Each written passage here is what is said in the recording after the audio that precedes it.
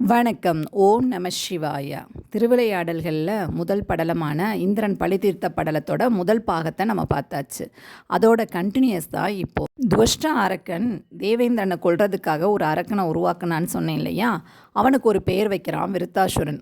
இந்த விருத்தாசுரன் நம்மளுடைய இந்திரனை கொல்றதுக்காக அவரை நோக்கி கிளம்புறாப்புல. அங்கே 2 பேத்துக்கும் பயங்கர சண்டை வருது. அப்போ என்ன நடக்குது அப்படின்னா, இந்திரன் தன்னோட வஜ்ராயுதத்தை எடுத்து இந்த விருத்தாசுரன் மேலே எறிகிறாப்புல. பட் அந்த ஆயுதத்தினால இந்த அரக்கனை ஒன்றுமே செய்ய முடியலை.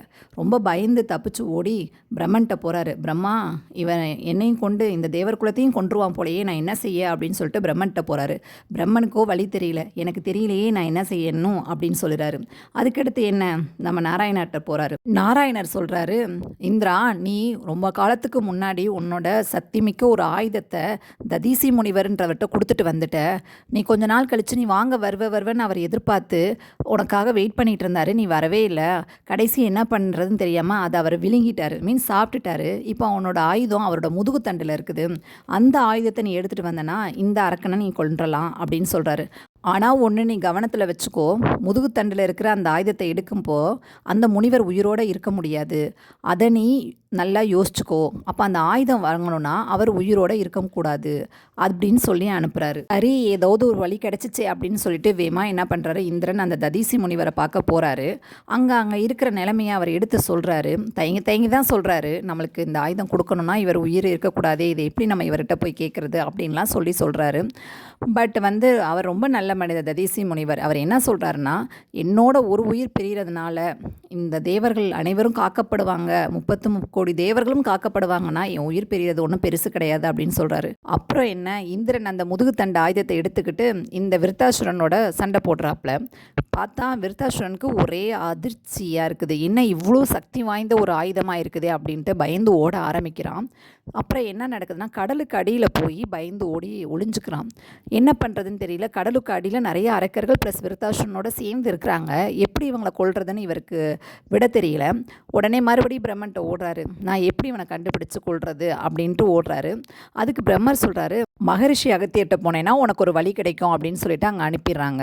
அப்புறம் தேவேந்திரன் மகரிஷி அகத்தியர்கிட்ட போய் தனக்கு இவ்வளோ ஹெல்ப் வேணும் அப்படின்னு சொல்கிறாரு. ஸோ மகரிஷி அகத்தியர் அந்த கடல் பக்கத்தில் போய் அவ்வளோ பெரிய கடலை உளுந்த அளவுக்கு மாற்றி தன்னோட கையில் வச்சு அந்த தண்ணியெல்லாம் குடிச்சிடுறாங்க.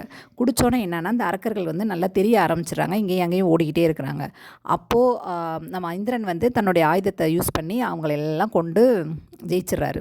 இப்போ மறுபடியும் இப்படி இத்தனை பேர்த்த கொண்டனால அவருக்கு பிரம்மஹத்தி தோஷம் வந்துடுது.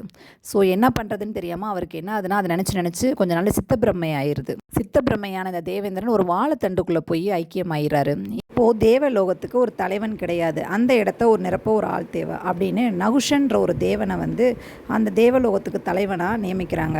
புதுசாக பதவி கிடைச்சா மனுஷன் என்னென்ன ஆட்டம்லாம் ஆடுவானோ அதே ஆட்டத்தான் அந்த நகுஷனும் பண்ணாப்புல. கொஞ்சம் பொறுத்திருந்த அவன் கொஞ்ச நாள் கழித்து இந்திராணியவே எனக்கு வேணும் அப்படின்னு சொல்லி அடம்பிடிக்க ஆரம்பிச்சிட்டான். இந்திராணி ரொம்ப அழுகிறாங்க. ஐயோ, என் கணவர் இல்லாதனால என்னை எவ்வளோ கஷ்டப்படுத்துகிறாங்களே அப்படின்னு சொல்லிட்டு ரொம்ப அழுகிறாங்க. இந்திராணி அழுகிறத பார்த்த குரு பகவான், நம்மனால தான், நம்ம இப்படி கொஞ்சம் பிடிவாதமாக இருந்துட்டனால தானே இவ்வளோ பிரச்சனை இவங்களுக்கு அப்படின்னு குரு பகவான் ரொம்ப கவலைப்பட்டு இந்திராணிகிட்ட போகிறாரு. இந்திராணிகிட்ட சொல்கிறாரு, நான் உனக்கு ஒரு ஐடியா தரேன், அதை நீ செஞ்சேன்னா நீ இந்த நகுஷன்ட்டு தப்பிச்சிடலாம் அப்படின்னு சொல்கிறாரு. அது என்னன்னா, நகுஷன் உன்னை பார்க்க வரும்போது அவன் தங்கப்பல்லக்கில் 7 சப்தரிசிகள் அவனை தூக்கிட்டு வரணும் அப்படின்னு நீ சொல்லிடு அப்படின்ட்டு சொல்லிட்டு போயிடுறாரு.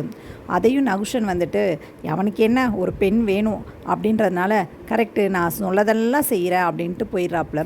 அதே மாதிரி நகுஷனை தங்கப்பல்லக்கில் 7 சப்தரிசிகள் அவனை தூக்கிட்டு வர்றாங்க. அப்போது ஒரு முனிவர் மெதுவாக போனதுனால எல்லாருமே மெதுவாக போகிற மாதிரி ஆயிடுச்சு. இவன் தான் இந்திராணியை பார்க்குற ஒரே மோகத்தில் இருக்கான் இல்லையா, ரொம்ப அவனுக்கு கோவம் வந்துடுது. யார் இவ்வளோ மெதுவாக போகிறா அப்படின்னு சொல்லி எட்டி பார்க்குறான். அங்கே பார்த்தா நம்ம அகத்தியர் ரிஷி தான் அவ்வளோ மெதுவாக தூக்கிட்டு வராரு. அதோடு விடலாமல் நிறைய பண்பில்லாத வார்த்தைகளையும் பேசி, என்னை இப்படி தூக்கிட்டு வர, நீ எவ்வளோ வேகமாக பாம்பு மாதிரி தூக்கிட்டு போனோம் அப்படின்னு சொல்கிறான். உடனே இந்த அகத்தியருக்கு கோவம் என்னையா பாம்பு மாதிரி வேகமாக தூக்கிட்டு வரணும்னு சொல்கிற, நீனே பாம்பாக மாறுவ, கொஞ்ச நேரத்திலேயே நீ இறந்துருவ அப்படின்னு சொல்லி சாபமிடுறாரு.